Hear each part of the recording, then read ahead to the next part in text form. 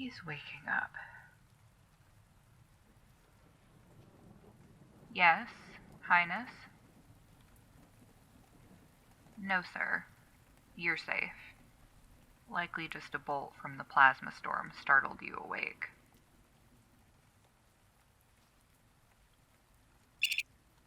Is the exterior to the bedchamber secure? Affirmative. The guards outside are on alert, and nothing seems out of the ordinary, Your Highness. Yes? You want me to come closer? To what end, sir?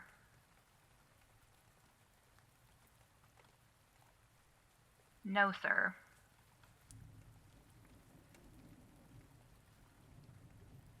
I wouldn't dare disobey a direct order delivered by His Majesty himself.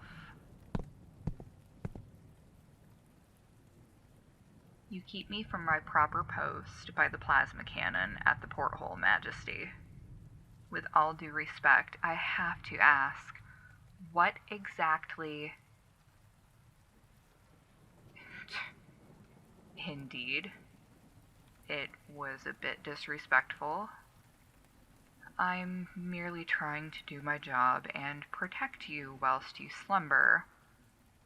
Why not do the both of us a favor and close your eyes and just go back to sleep,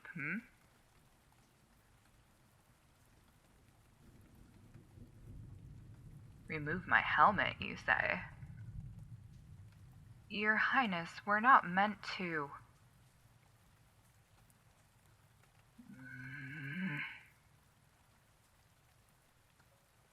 Before I do, I have a right to ask you why you think I should break protocol simply on your royal whim.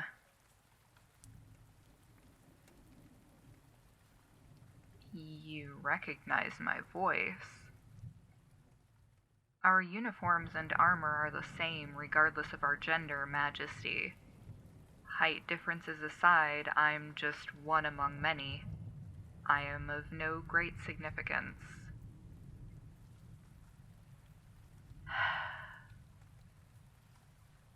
Fine.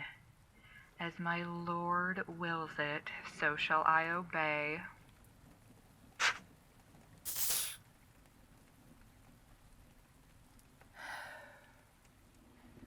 There.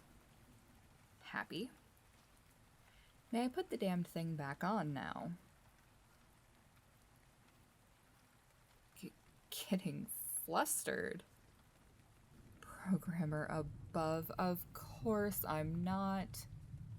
It's just a pain in the ass to tuck all this hair back into the helmet, alright? I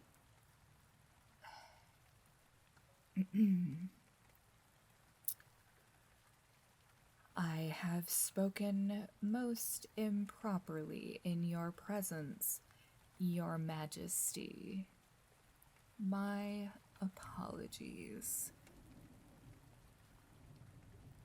What? You can't be serious. The power you wield makes you a weapon in your own right. But you're our fail-safe in the war against the forces of Jonathan the Silver-Handed. Our army has no intention of you ever needing to use that power that glows in your chest like a dimmed supernova. Yes, the data stream shields are activated. Yes, we've confirmed that there are guards outside the chamber. Yes, we've confirmed that you possess the power to melt me into a puddle with only a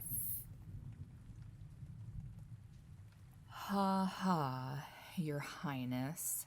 Nice try. So listen, clever guy, since we're using such candor, with each other. What exactly do you want with me? I'm just here trying to do my job, get through another day, have enough tokens to keep myself fed. I get that you're edgy from the storm. You've probably always been sheltered from the noise of a Class 3 plasma rager, safe behind the thick walls of the Citadel. But that aside, just what is the meaning of all of this?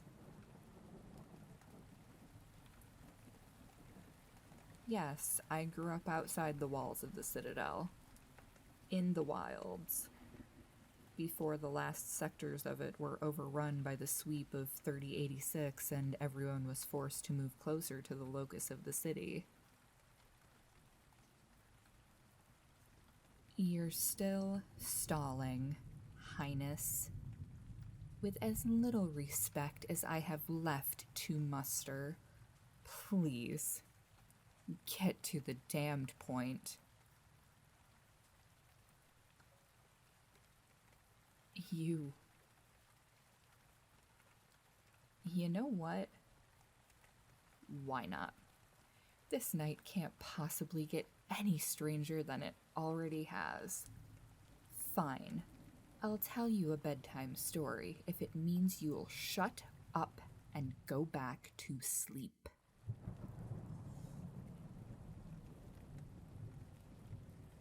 Nuh-uh. We're past any of that now, you spoiled rotten royal. Oh, really? That's how it is it? Fine. I'll sit on your fancy posh bed and tell you a story. Probably be the softest damn thing I've ever sat my ass on, so joke's on you. I'm into that, you big bully.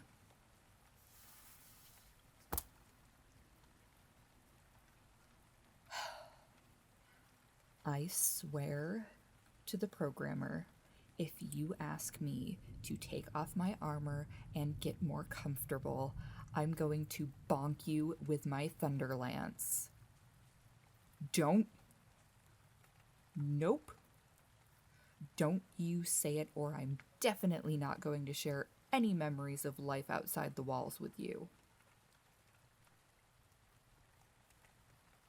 Good, Prince.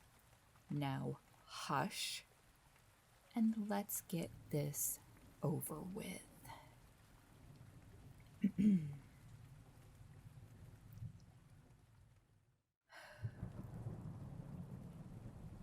Long ago, when the roots of towering biological structures called trees were the true network that connected all things, before motherboards and circuitry were just as much a part of anatomical structure as organic systems were.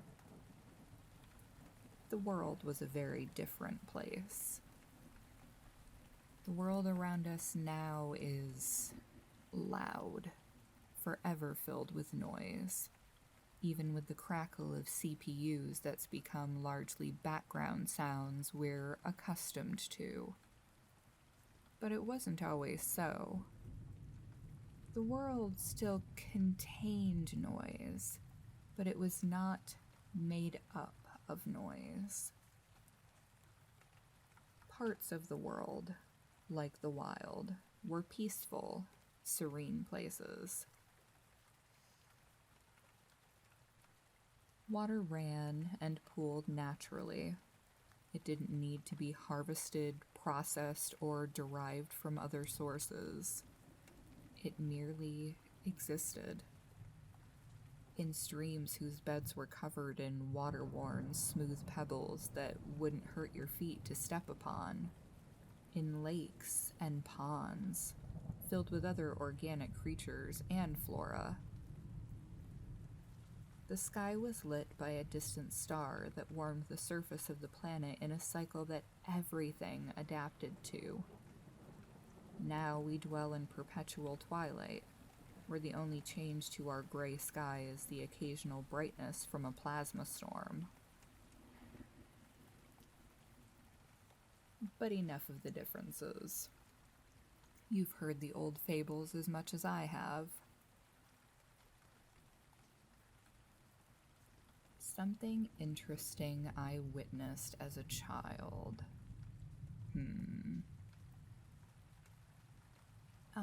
That's a good one. Have you ever seen a deer, Highness? They're sort of like a wild horse, but a bit smaller, and they grow these bony protuberances from their heads called antlers.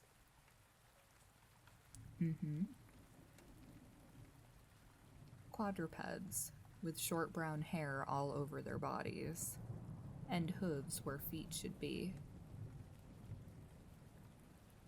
I was out gathering with my mother when one darted across our path in the woods. I was startled, but she quietly assured me that they weren't predatory. They only eat plants. As long as we didn't try to harm it, it would leave us alone. And this absolutely majestic creature stopped on the path right in front of us, looking down at us with soft brown eyes, its breath a cloud in the cool, wet morning.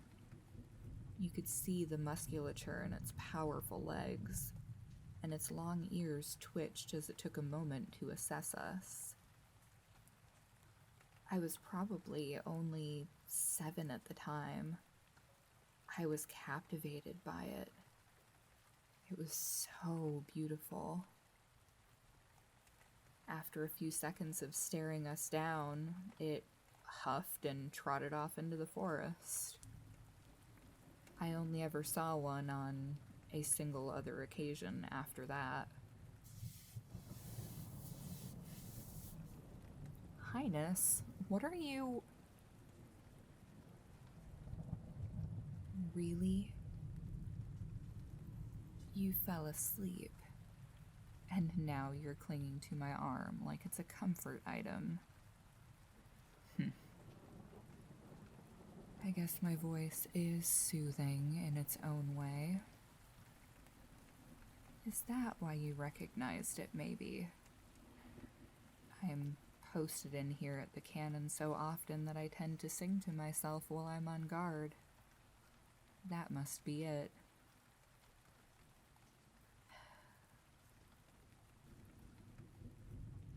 I suppose I can sit here for the rest of my shift. The storm looks so pretty from in here, knowing that it can't cause us any harm.